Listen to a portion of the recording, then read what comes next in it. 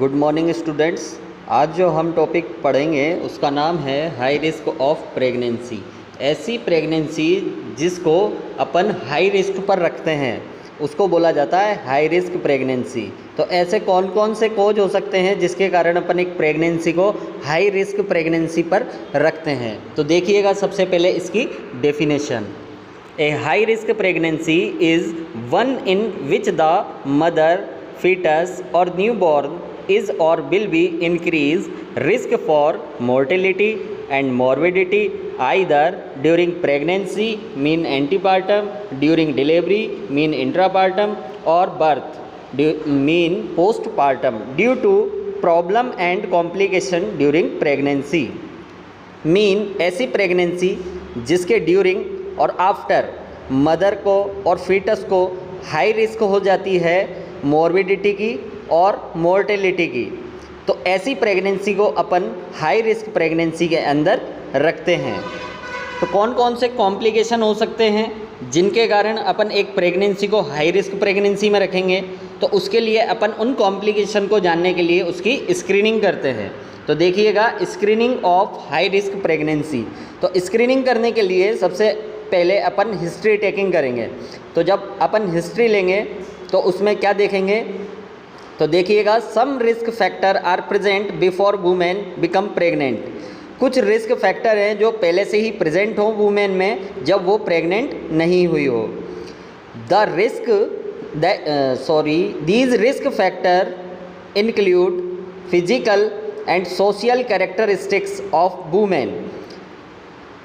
वो risk factor physical और social characteristics भी रख सकते हैं। Problem that have occurred in the previous pregnancy, अगर कोई प्रीवियस प्रेगनेंसी से ही प्रॉब्लम क्रिएट हुई है and create disorder women already have, या फिर वो पहले से ही कोई डिसऑर्डर रख रही है। तो ये सारी आपको हिस्ट्री लेनी है मदर की।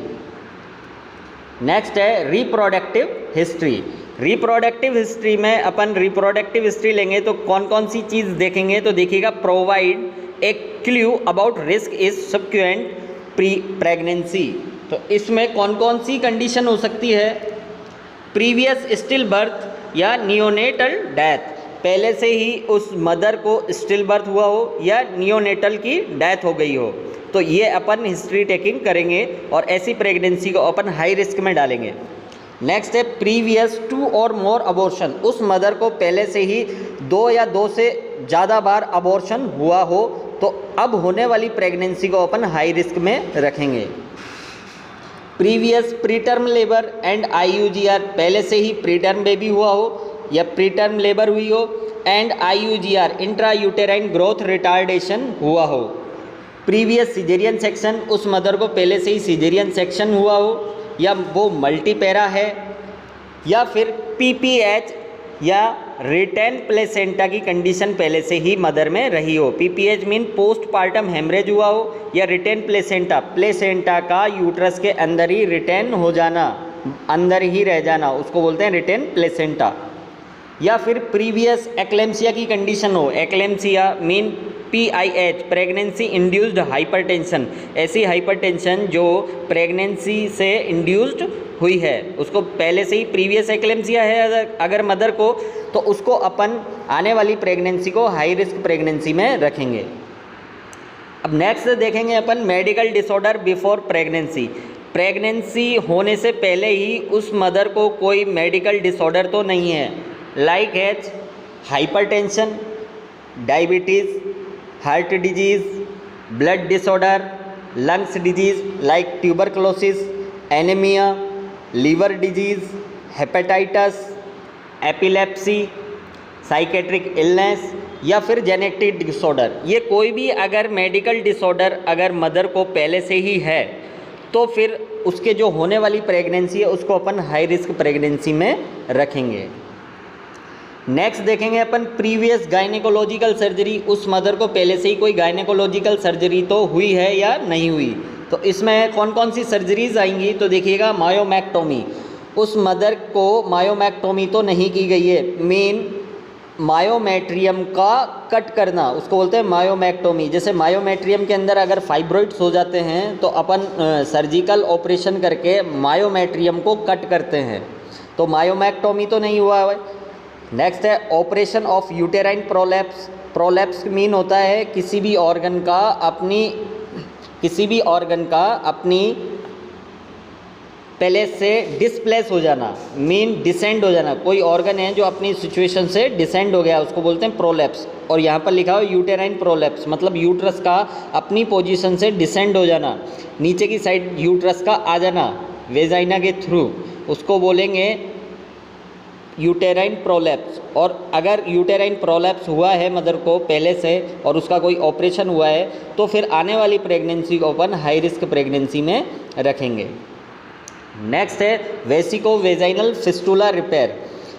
वेसिको वेजाइनल फिस्टुला मीन होता है यूरिनरी ब्लेडर और वेजाइना के बीच एबनॉर्मल ओपनिंग हो जाना। और वेजाइना और ब्लेडर के बीच अगर एबनॉर्मल ओपनिंग हुई है, फिस्टुला हुआ है और वो रिपेयर हुआ है तो फिर आने वाली प्रेगनेंसी को अपन हाई रिस्क प्रेगनेंसी में रखेंगे।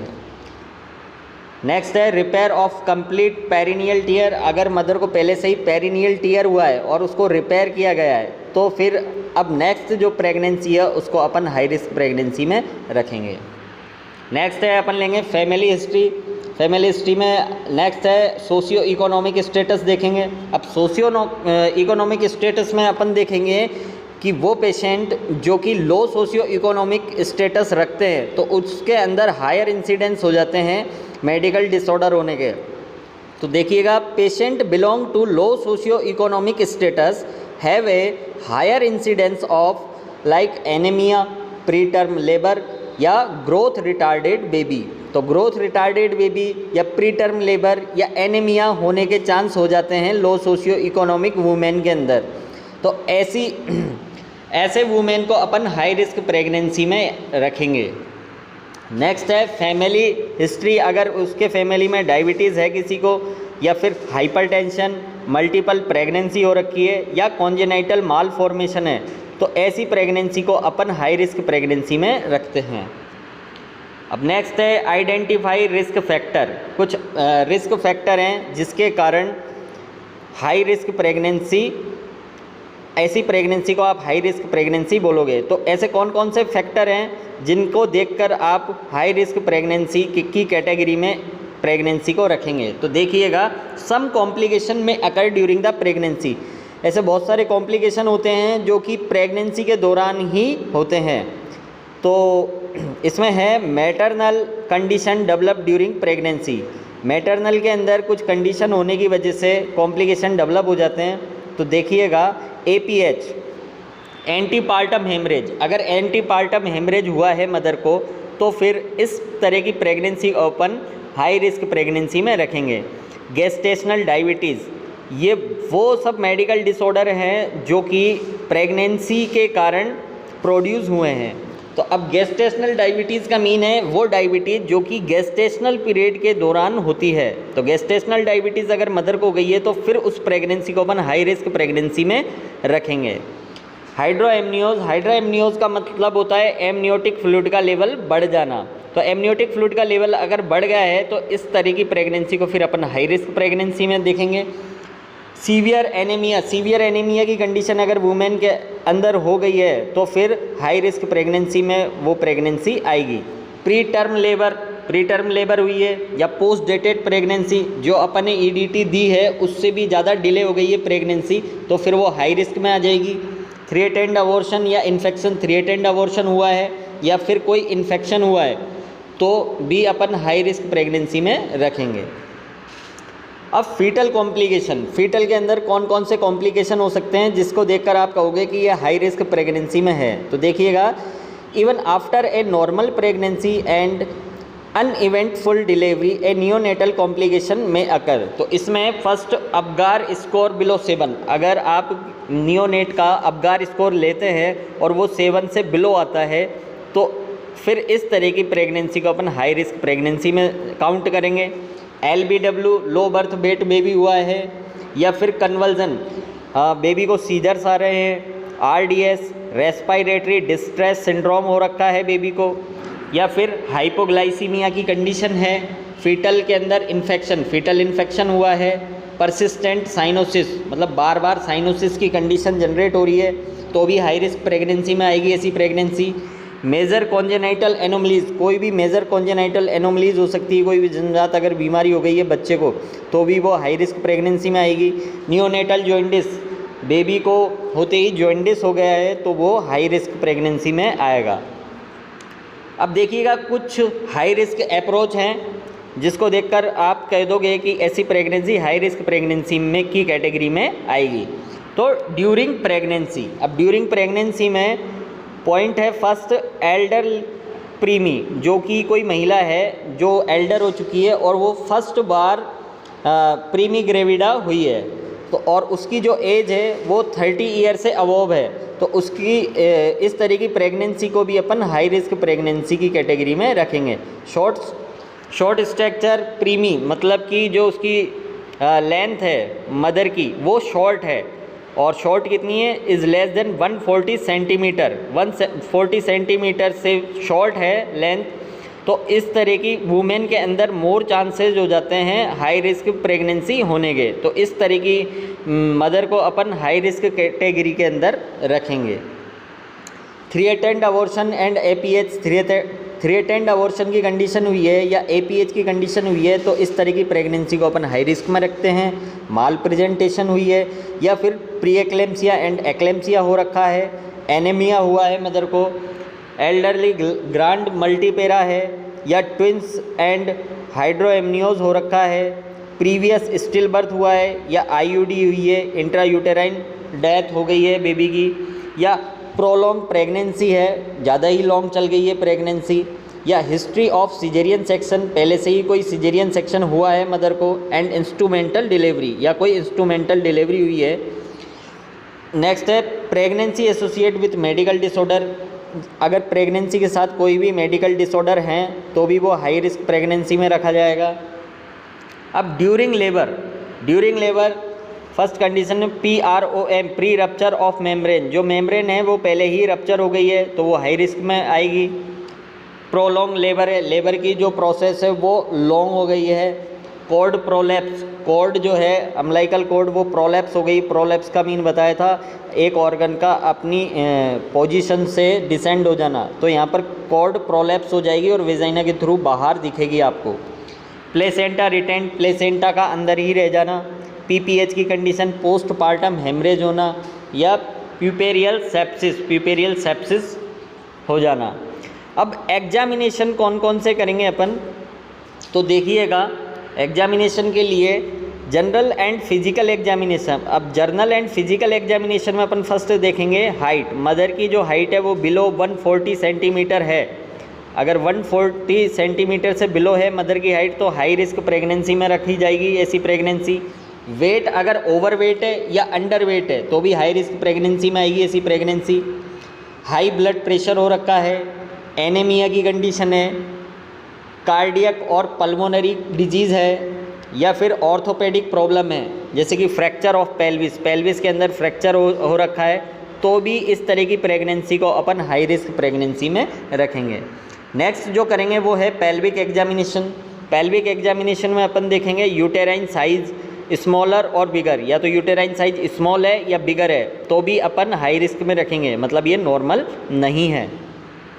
लेक्रेशन ऑफ सर्विक्स जो है लेक्रेट हो गई है, मतलब कट गई है, फट गई है, तो इस तरह की प्रेगनेंसी को भी हाई रिस्क में रखा जाएगा। एसोसिएट ट्यूमर, कोई भी ट्यूमर हो रखा है या कॉम्प्लिकेशन विथ में अकर ड्यूरिंग लेबर। अब लेबर के दौरान कोई कॉम्प्लिकेशन हो जाता है तो उसको अपन हाई रिस्क में रखते हैं। तो ऐसे कौन कौन से कॉम्प्लिकेशन हैं तो देखिएगा, फर्स्ट प्री मेच्योर और प्रोलॉन्ग रप्चर ऑफ मेम्ब्रेन, या तो मेम्ब्रेन पहले से ही रप्चर हो गई है या प्रोलॉन्ग रप्चर हो रही है, नॉर्मल पीरियड पर रप्चर नहीं हुई है, तो ऐसी प्रेगनेंसी को अपन हाई रिस्क प्रेगनेंसी में रखेंगे। एमनियोनाइटिस, एमनियोन के अंदर इन्फ्लामेशन हो जाना, एमनियोन और कोरियोन जो भी अपन ने लेयर देखी थी, तो एमनियोन के अंदर इन्फ्लामेशन हो गया है कोई भी इन्फेक्शन के कारण, तो ऐसी प्रेगनेंसी को भी अपन हाई रिस्क पर रखेंगे।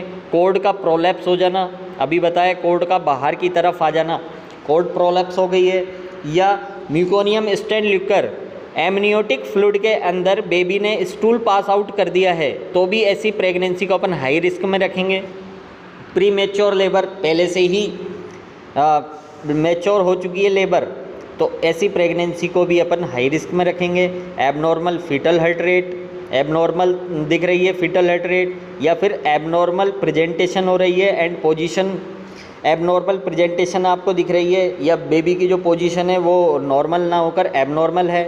इंट्रापार्टम फीटल डिस्ट्रेस, बेबी को इंट्रापार्टम फीटल डिस्ट्रेस फील हो रहा है तो भी आप हाई रिस्क में रखोगे इसी प्रेगनेंसी को। नेक्स्ट है difficult forcep and bridge delivery. Difficult forcep delivery आप करवा रहे हो या ब्रिज डिलीवरी है, मतलब जो बेबी की पोजीशन है वो उल्टी है, जो प्रेजेंटेशन है वो हेड ना आकर फुट आ रहे हैं वहाँ पर, तो उसको बोलेंगे ब्रिज डिलीवरी। या फिर रिटेन प्लेसेंटा रुक गया है, पीपीएच की कंडीशन है, इंजरी टू जेनाइटल ट्रैक के अंदर कोई इंजरी हुई है, या रप्चर्ड यूट्रस ही रप्चर्ड हो गया है। और यूट्रस वो कंडीशन में रप्चर होता है जब यूट्रस के अंदर एटॉनिक यूट्रस हो जाता है, मतलब टॉनसिटी कम हो जाती है यूट्रस की, तो यूट्रस की जो मसल्स है वो मायोमेट्रियम वो कॉन्ट्रैक्शन नहीं करवा पाती है, और इस कंडीशन में यूट्रस का रप्चर हो जाना देखा जाता है। तो रप्चर्ड यूट्रस के अंदर भी अपन ऐसी प्रेगनेंसी को हाई रिस्क प्रेगनेंसी में रखते हैं। अब नर्सिंग मैनेजमेंट क्या करेंगे अगर ऐसी कंडीशन हो जाती है हाई रिस्क प्रेगनेंसी वाली, तो देखिएगा nursing management of labour in high risk pregnancy. तो इसमें है the first, the high risk women should be admitted to the specialised centre occupied with neonatal care until for delivery. ऐसी mother को आपको specialised centre में रखना है, वहाँ पर ऑक्यूपाइड हो नियोनेटल केयर पहले से ही, और फॉर डिलीवरी के लिए। Elective caesarean section is necessary in high risk cases. Elective जैसा कि अपन ने सिजेरियन सेक्शन पढ़ा था जब 2 टाइप्स पढ़े थे अकॉर्डिंग टू टाइमिंग, इलेक्टिव और इमरजेंसी। इलेक्टिव सिजेरियन सेक्शन का मीन होता है जो पहले से ही प्लान्ड हो, ऐसा सिजेरियन सेक्शन जो आपने पहले से ही प्लान किया हुआ है। तो हाई रिस्क प्रेगनेंसी के अंदर अपन इलेक्टिव सिजेरियन सेक्शन करते हैं। सम केसेस में need induction of labour after 37 to 38 week, after 37 to 38 completed of gestation. अपन यहाँ पर जो लेबर है वो कब इंडक्ट करवाएंगे, 37 to 38 वीक कंप्लीट होने पर। fetal heart rate monitoring, passage of mucinium in the liquor and examination of fetal scalp blood for pH value। Foetal की जो हार्ट रेट है वो मॉनिटर करनी है, अगर वो पासेज कर देता है स्टूल को एमनियोटिक फ्लूइड के अंदर ही, फीटल का जो स्कैल्प है वो मॉनिटर करना है, and blood for pH value, और जो ब्लड की वैल्यू है उसमें पीएच देखते हैं। नेक्स्ट है if there is any evidence of foetal anoxia in first stage और there is failure to progress caesarean section is necessary. जब स्टेज फर्स्ट के अंदर अपन देखें कि फीटल जो है एनोक्सिया हो रहा है, फीटल को ऑक्सीजन जो मिलनी चाहिए वो नहीं मिल पा रही है, तो इस तरह की फर्स्ट स्टेज है वो फेल हो जाएगी, तब अपन क्या करेंगे, सिजेरियन सेक्शन करना वहाँ नेसेसरी हो जाता है, ज़रूरी हो जाता है। तो ऐसी सिचुएशन में अपन सिजेरियन सेक्शन करते हैं। The second stage of labour is shorted by episiotomy. यहाँ पर सेकेंड स्टेज के अंदर अपन एपिसियोटोमी करते हैं, जिसके कारण जो शॉर्ट हो जाती है सेकेंड स्टेज, जो उसकी टाइमिंग होती है वो शॉर्ट हो जाती है। नेक्स्ट है the condition of neonate is assess immediately after delivery. After delivery मतलब डिलीवरी होने के बाद जो नियोनेट की जो कंडीशन है आपको वो इमीडिएटली असेस करनी है बाय द अबगार स्कोर। तो ये तो था अपने हाई रिस्क प्रेगनेंसी, इसके कॉम्प्लिकेशन बहुत इंपॉर्टेंट है, अच्छे से पढ़िएगा। Thank you.